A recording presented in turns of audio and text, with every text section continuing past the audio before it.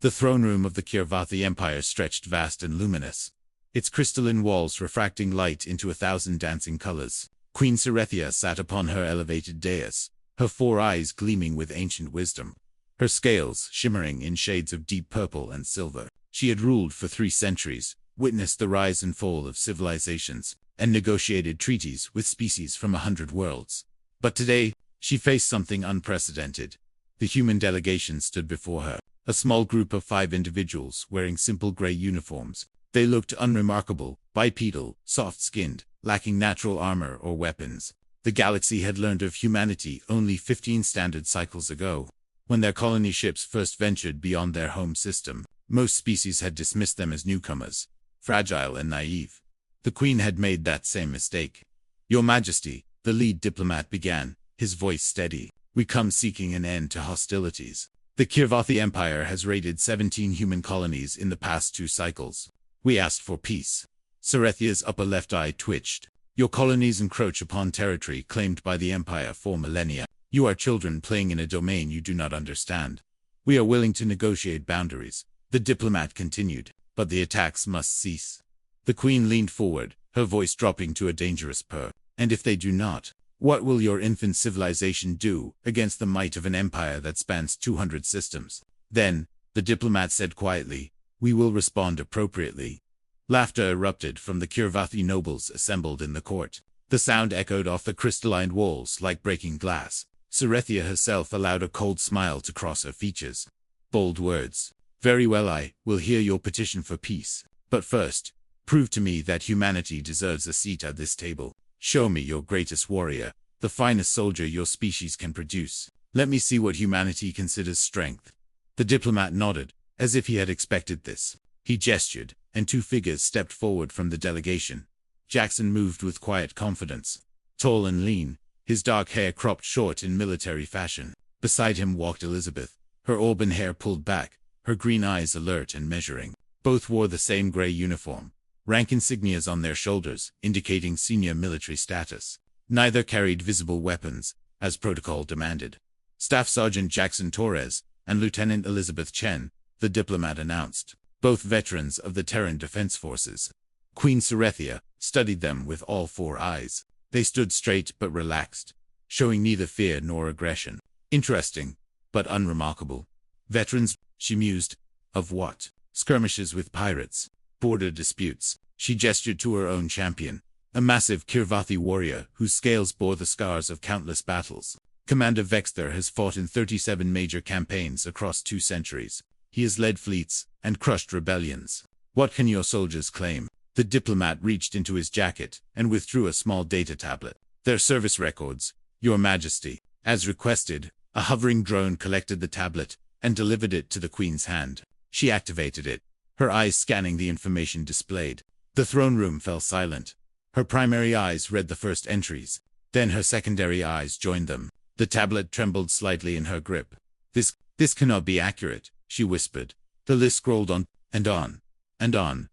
Battle of Proximus Station, Battle of New Hebrides, the Siege of Arcturus Colony, the Defense of Earth, the Mars Rebellion, the Titan Insurgency, the Belt Wars. "How old are you?" Cerethia demanded, her voice cracking slightly.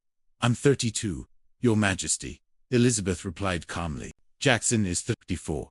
Impossible. Commander Vexter is 218 years old, and he has participated in 37 major battles." You claim she looked back at the tablet, her voice failing her. 73 major military engagements. "Between the 2 of us, yes, Your Majesty," Jackson confirmed.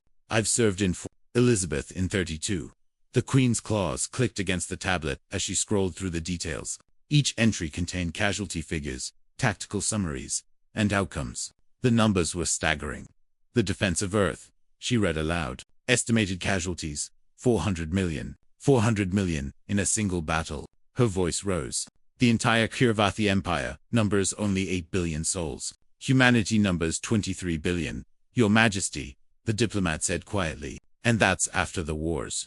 Cerethia continued reading, her composure crumbling with each entry. "The Mars Rebellion lasted 9 years. You fought in a war that consumed nearly a decade of your life." She looked at Elizabeth. "You would have been a child." "I enlisted at 18, ma'am." The rebellion was in its 6th year. Enlisted. You chose this. The Queen's voice carried disbelief. These records indicate you've spent more than half your life in active combat zones. Both of you.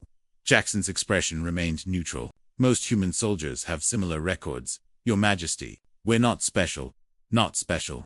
Cerethia stood abruptly, her tail lashing behind her. Commander Vexter is considered the greatest living warrior in the Empire. His experience is unmatched among our kind. And you tell me he would be average among human soldiers? Elizabeth and Jackson exchanged a glance. Elizabeth spoke carefully. Your Majesty, humanity has been at war with itself for most of our recorded history. When we weren't fighting each other, we fought our environment, our diseases, our own limitations. Conflict is woven into our species. We don't seek it, but we've learned to endure it. Endure it? The Queen looked back at the tablet. The Battle of New Hebrides. You held a position against an enemy force, outnumbering you 40-1 for 16 days with no resupply. The tactical assessment here says it was militarily impossible. We didn't know that, Your Majesty, Jackson said simply. We just knew we couldn't let them through. Cerethia's legs felt weak. She sat heavily back on her throne. 3 centuries of rule, of warfare, of conquest, and she had never encountered anything like this. The Kirvathi were born warriors, lived for centuries, trained for decades before seeing battle. And yet, these humans, these fragile creatures with their brief lifespans, had compressed more violence, more survival, more sheer combat experience into 3 decades than most species encountered in 3 centuries. Your Majesty, the diplomat said, his voice gentle but firm. Humanity doesn't want war with the Kirvathi Empire. We've had enough war. We seek peace, trade, cooperation. But if you force our hand, he gestured to Jackson and Elizabeth, every human colony has soldiers like these. Every human world has veterans who have seen things your empire's greatest warriors cannot imagine. We are not weak. We are not naive. We are tired. The Queen sat in silence for a long moment. Finally, she spoke, her voice subdued. The raids will cease immediately. Ambassador, please, sit. Let us discuss terms for a lasting peace treaty. As the negotiations began, Elizabeth leaned slightly toward Jackson. Think they'll actually honor it, she whispered. Jackson watched the Queen, saw the genuine fear still lingering in her 4 eyes. Yeah, he murmured back. I think they will. End.